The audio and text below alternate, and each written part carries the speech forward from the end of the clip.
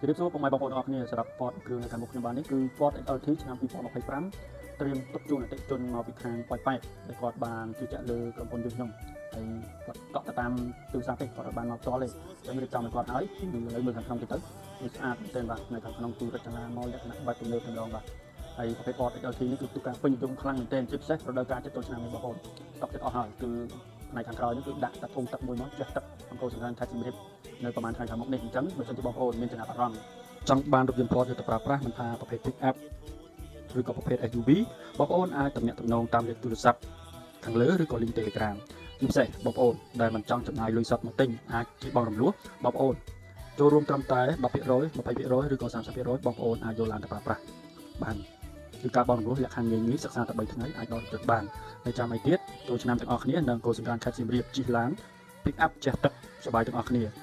ហើយក៏សូមថ្លែងអំណរគុណដល់បងប្រុសយើងជឿជ្រៅដែលបានជឿជាក់លើក្រុមហ៊ុនយើងខ្ញុំហើយក៏សូមជូនពរបងប្រុសទទួលលាភជ័យគ្រប់ភារកិច្ចគ្រប់ការងារនៅក្នុងឱកាសឆ្នាំថ្មីនេះអរគុណច្រើនហេងៗទាំងអស់គ្នា